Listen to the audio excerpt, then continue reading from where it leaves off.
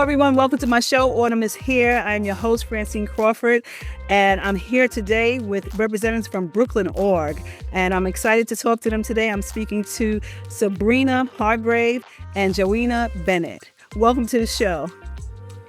Good evening. Good evening. Thank you for having us. Well, thank you for taking the time out to give us some information on Autumn is Here. Autumn is Here is a platform that talks to people who try to get people involved with their aging adults. It's a platform for caregivers. It's a platform for seniors and healthcare people to give information and things like that, and things that helps the community, especially the aging community. So thank you for taking the time. I really appreciate that. Let me just know a little bit about Brooklyn Org. If people don't know about it, Sabrina, can you start us off with that? Yes, of course. So Brooklyn Org is Brooklyn's community foundation. We gather resources from all individuals, other foundations, community members, and help people with their individual giving, in addition to our own grant making. So we support nonprofits in two ways. One is through our grant making program, giving money directly to nonprofits who help serve the Brooklyn community. And the second is through our robust capacity building program. So we offer workshops, convenings, trainings, and try to build the community of Brooklyn nonprofits serving Brooklyn at this time. Okay. And can you tell me just a little bit about, is there separate categories for that? Yes. So we rebranded as Brooklyn Org, but we're still a legally Brooklyn Community Foundation about a year and a half ago, and that came at the same time as our strategic plan. So previously we had separate funds, including the Brooklyn Elders Fund. Now we've combined everything into one strategic application and simplified the process. Really recognizing that many nonprofit organizations work across issue areas and really serve a greater swath of community. But within our strategic grant making, we do grants and grant making to support the older adult community here in Brooklyn. And that is in part because we have the only endowed fund that we have is to serve older adults. And that came from the sale of 2 different nursing homes here in Brooklyn. And typically, when those sales happen, the resources sometimes it gets parked in community foundations, since that money has to go back out to the community it was serving. So that's kind of the origin story. We've been doing that grant making since 2018. Okay, that's awesome. Well, I just want to thank you because one of the reasons that I work with Caring Kind now, and Caring Kind is an organization that supports people with dementia and Alzheimer's. And they have so many different programs, and they brought me on to be a community builder for the African-American community in Brooklyn. And it's been a great experience. I've been there a little while, and it's been a great experience. I've learned so much, but I like them because they are it's kind of like 2 tiers. They help the people who have Alzheimer's or dementia, but they also help the caregivers and the care partners and helping them to be able to care for their loved one. So, and it's amazing how they have so many different programs for that, that helps to get people connected, helps educate people on Alzheimer's and dementia, helps to give them support and through the different stages. And they go from the beginning, from, the mild stages in the beginning, all the way through to, the end, help people to deal with getting people prepared for the end and stuff like that. So they do the whole gamut, and they have so many different programs there. They have a writing program that they have. It's a writing workshop where people with dementia tell their stories, and they help them to gather it into like a play-like format, and it's really good. And it helps them to, stimulates them and things like that. So they have so many different programs, music programs and different things like that. And all their services are free, so it's great. So I just want to thank Brooklyn Org for funding them so I can be a community builder and help to get this information to my community, because when my mom had Alzheimer's, I didn't have any information. And I didn't know. I just went through it. And now I learned that there's so much support out there. So I thank you for that. So now you mentioned about the older adults and that particular the money that you got to service the older adults. So JoEna, is that how you got involved with Brooklyn Org? Not at all. No? That's Okay. not how I got involved with Brooklyn Org. Okay, share it with me. No, a friend told me about Brooklyn Org, and I applied, submitted my resume, filled out the application. Can you? Once I was selected and came to the, interviewed and everything, I was just amazed. I thought, I'd never heard of them. What a wonderful foundation. And then when I got involved to learn about all of the other nonprofits in Brooklyn that are out there serving people, I felt honored that I was selected and to become a part of this committee to help decide which nonprofits would get the grants. It was a learning experience, and I feel very honored to have been selected and to be a part of the advisory committee. Okay, that's great. That's great. So how are they selected for Brooklyn Org? How are the people who receive grants selected? What is the procedure? Can you tell me a little bit about that? Yes, for the advisory council, have people join? Yes, yes. Yeah, so for the advisory council, we really want community members that have strong ties to Brooklyn. Typically, our advisors, many of them are born and raised or have lived their adulthood in Brooklyn. We have a lot of people from all over and really seek that geographic diversity. We want people in the communities where these nonprofits are working. We do an open call every year in the spring. So put it up through our communications channels, our newsletters, social media, and also through our partners, and receive applications. So what we want to have is a fair and open process. So it's not, who's friends with someone who works on staff. It's not like that. Our advisory council, like JoEna said, some of them have never heard of us before, but somehow got passed along this opportunity, and they submit an application process or an application, and then really speak to their personal and professional experience in Brooklyn and in areas that nonprofits are impacting. And then they go through an interview and are selected by the program staff. Afterwards, they are onboarded, trained, and help us with the gamut of reviewing applications, joining us on visits to speak to the nonprofits directly. And then there is a recommendations meeting where all of the advisors, having reviewed everything, have a deep conversation about the finalists and who was selected. And it's just a really robust, wonderful experience. And I got very emotional. I still do when JoEna shared, because it's so important to us that, Brooklyn backs Brooklyn and Brooklyn knows Brooklyn, right? So those that are closest to the community should kind of have a role and a say in as the resources get distributed. So it's been a wonderful experience. Okay, so people who are nonprofit in Brooklyn can apply Well, the nonprofits apply for grants, for grants. and any Brooklynite can apply for the advisory council. So the advisory council helps decide who gets the grants. Mhm. Okay. I imagine that I was selected one. I was born and raised in Brooklyn. I'm a senior myself. I'm guessing perhaps my age might have helped to represent a cross-section of the community. I'm on my community board. I've been my block association president, and maybe those experiences, now that I'm listening, might have helped with my selection process to be selected. So yes, and when you sit down and meet the other advisory members, you get a nice cross section of people representing Brooklyn, and different professions, different neighborhoods, different backgrounds. But what I really liked, I think Brooklyn Org goes out of the way to train the council, the advisory members, with the videos. And then we're advised to look through a particular lens. And that is so important. And are the applicants furthering social justice? And when you get that advice, that's, I believe, everybody, that's how we look at who gets the grants. And that really helped me a lot. Awesome. Awesome.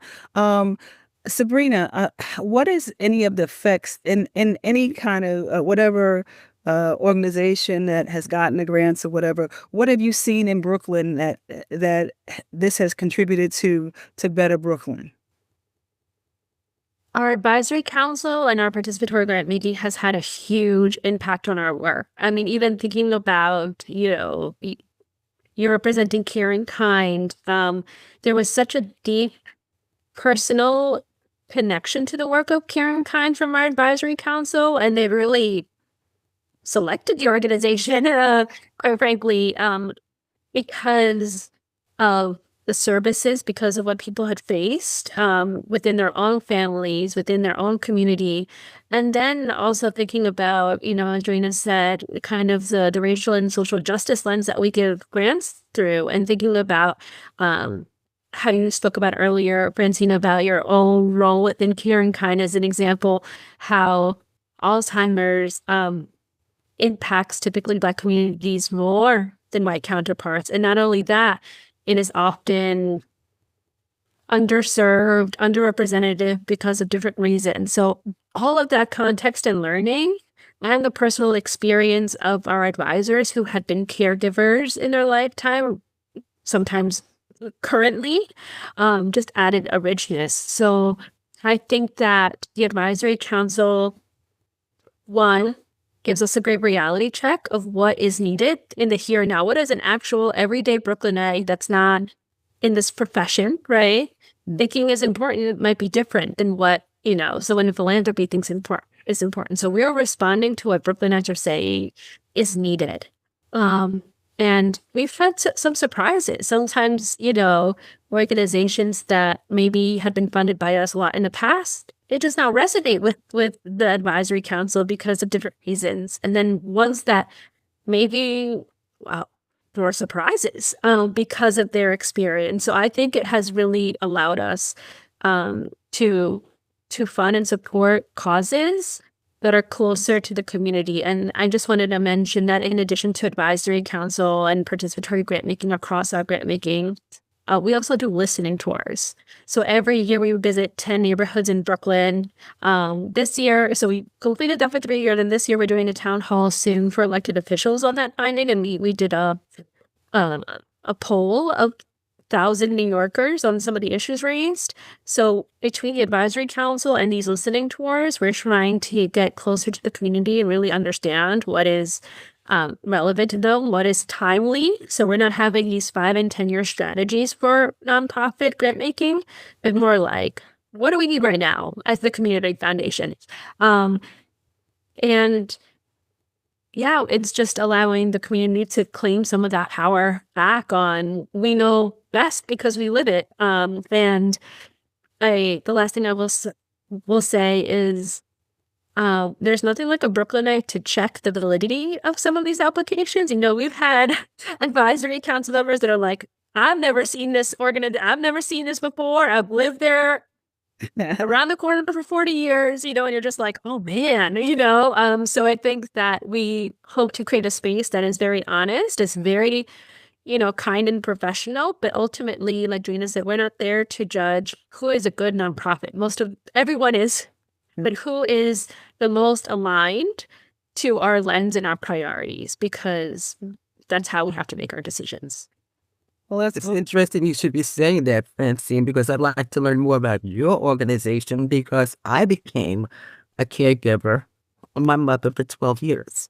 Wow. She had developed dementia. So I have my personal experience and know that there is such a need out there for the information and the services. Yeah. So from my personal experience, I'd be glad to hear about what you do.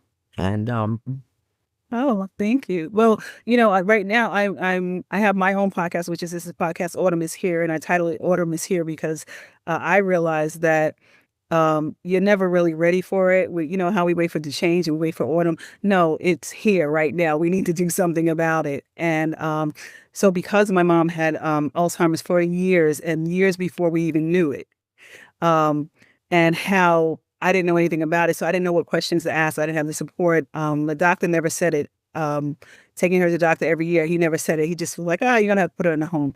But once I met a social worker, which he sent me to, she described that, she has Alzheimer's. So that's not the way you want to know. Like she's been to the doctor over and over again, and the doctor didn't tell her. So, and didn't tell me. So I want people to have, just to have knowledge about it, to be aware of it, to know what to look for, know what the experiences are that other people have, because every caregiver, it's different. And it's a lot. People think they lead with their heart. Of course I'm going to take care of my mother. Of course. But it's a lot involved in, and I want people to be aware of it, know where to go, support like Caring Kind, organization that's been around for like 46 years. I had no idea. And I could have used the help. You know what I mean? Know about different organizations, different ways the city or state will help you and things like that. Just to be, you're already emotionally involved because it's the care of your loved one. And then you have to take care of business, the business end of it and the business part of it. And that's a lot. So that's why I do my podcast Ornaments here, just to give people a gamut of different things, choices. We had a holistic person that was on talking about herbs and stuff like that, because so many people I talk to, their loved one takes so much medicine. And, so giving people choices, doctors come on and talk about different diseases and different things, that tests that your parents should take that they don't even know that they should take. So one of the things you and I have in common, and I watched a documentary about Alzheimer's, and one of the things that came out in that documentary is the difference between a parent who remains home and one who ends up in a nursing home is the presence of a daughter. I never forgot that. Wow. So where you said that could have been an alternative for you or myself, they said the presence of a daughter is often what makes the difference as to whether that parent is taken care of at home or ends up in a nursing home. And it was tough. Have to make those choices, and it was a great sacrifice, a huge, people don't understand. Yeah, and it's better to be out there because I'm you. My experience is different from other people's experience, and like I said, my mother had Alzheimer's for almost 20 years. So, but it was still that people need to know what choices they have, and nursing homes is an option, but there's also a way to look for them. There's also a way to, if that's all you have, because there's some people that are alone and that's all they have, but they still should be treated like human beings, So it's a lot to this, but I'm glad to have you on. I wanted to ask you, JoEna, what impact have you seen with the work that Brooklyn Orgs have allowed these organizations to do to further their cause? What impact? What changes? Because you're a Brooklynite, so what have you seen? Well, usually at the end of the term, that's for lack of a better word, once the grants decisions have been made, that's pretty much the end of it. For the members of I don't go back to see what those organizations have done with the grants that they receive. I just have to put my trust, because the other thing that is very important to me, you read about the applications on a piece of paper. You go through the training. We go through it's intensive to make these ratings.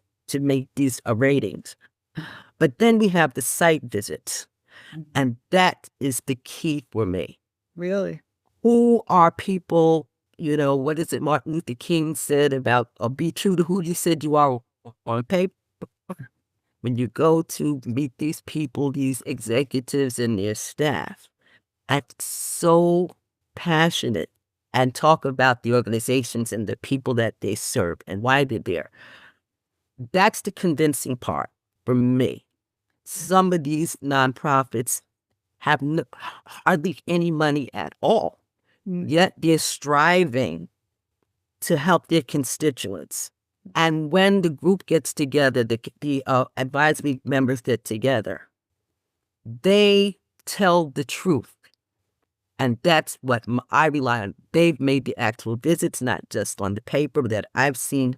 They're impressed or they're unimpressed but most of the people, they are fighting for those organizations. They want the grants to get. And so in terms of the impact, I just feel that I once my job is over, I have faith that the members of the council and Brooklyn Org itself has made the best decisions possible to help the nonprofits. And that's where I leave it. Okay. So, Sabrina, I'll ask you, is there any impact that you've seen noticed around in Brooklyn or anything different? Or like people may have said some things like it sends you a letter, thank you because this made a difference in their community or in their life or something like that. Do you get that? Yeah, so myself and the team, they get to do the fun stuff, which is the after, so we get to say the yeses, but I also want to say that we have to say the nos as well. And we say a lot more nos than yeses. But in terms of seeing the impact, the program officers that work on the team, they get to go visit at minimum annually, but sometimes they get to walk alongside these organizations in a really meaningful and thoughtful way to strengthen the work that they're doing, to help and be a resource, including with the capacity building work that I mentioned. And changes overall from having the advisory council and their point of views, like I mentioned earlier, is that organizations that are funded are sometimes ones that would have been different from just the team making the decisions. Yeah. And so the different perspective of, what makes work meaningful and relevant. So JoEna is one. I think we had 12 people this past year. We have an intergenerational council. So being able to have more than one older adult when we're talking about nonprofits serving older adults is extremely meaningful, because that's one of the great privileges of aging, is that hopefully one day we will all get older. But that perspective you can't have until you are older. It's one of the few perspectives, right? Yeah. And or parts of particularly the issue area. So when you have that in the room, it is extremely powerful. And the same on the other end of the age spectrum. And then we have young people join us. So when you have someone that's early on in their career or going through school, in the here and now, not just, remembering what it may have been like as a professional, that is extremely helpful, because I haven't been in that situation in 20 years, right? So all of these perspectives just bring a richness to the work. And the last thing I will say is that while they are different professions, and some of them do work in nonprofits, we are kind of very intentional in we do not have nonprofit leaders on our advisory council. And that gives another perspective too, of kind of being from the community in a way that just as a community member, the buy-in is different, and also the perspective is different because they are not part of that ecosystem. So they are not grant seeking. It becomes like a much easier conversation in a way. Okay. One of the organizations that I had the privilege to visit, I cannot remember the name of it, but their goal was to change the guardianship process within the courts. And it's something I'd never thought about. And of course, many of your clients are older adults, seniors who cannot take care of themselves, and how oftentimes the courts make decisions for these people that impact them through a one-size-fits-all sort of lens. And these people have been organizing in this nonprofit for years to make an impact with the court system to help people, to give them alternatives to the guardianship programs through the court system. Something I'd never considered. Yeah. But it's an education. Right. And they talked about how long they've been out there and the roadblocks that they have.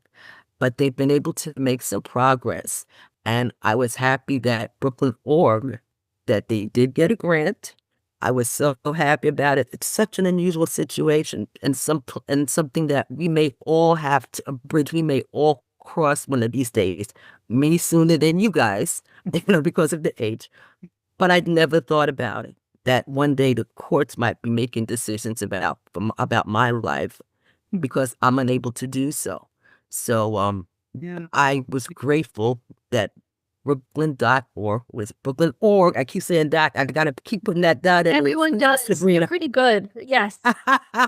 But I was grateful that to be educated and to learn about this nonprofit, and happy that Brooklyn.org voted to give them a grant so that they can continue their work that will probably impact many, many lives in Brooklyn, New York. Right. You never know who's trying to help the community in their little ways. That's why I say like all the things that are going on now, and I tell people don't get so caught up in that. You still have a community, a neighborhood, a building, or something where you can help right there and be effective, and still keep your community strong and the people around you strong. So it's wonderful to see that there's things that we would never even think about. We're going to do Caring Kind. We're going to do a caregiver dementia program on June 7th in Brooklyn. Everything hasn't been worked out totally, but that's something that we're working on June 7th. So I want to make sure to invite you to come. It's going to be a good time. It's going to be at one of the churches because I want to use the faith-based, community to help with that. So just want to let you know. Let me ask you a question, JoEna. Is as a senior, Mm-hmm. and like, what is it that's maybe one thing that's you see that's a need or that's important to you right now? Like, what have you experienced that's important to you, or something that you desire that we had more of or had help in, or you see a need for help and maybe it's not help out there that seniors may have difficulty with or need? There's a lot. There's a lot. Yeah, there's a lot. Yeah. Okay, empirical observation. I take public transportation, and I see so many people who maybe have had a knee replacement, a hip replacement operation. Mm. And I'm like, so many people on walkers and canes. And I'm like, why is this? And what are people's alternatives? I think, the people have these operations, their insurance expires in terms of physical therapy, etc. And then what happens?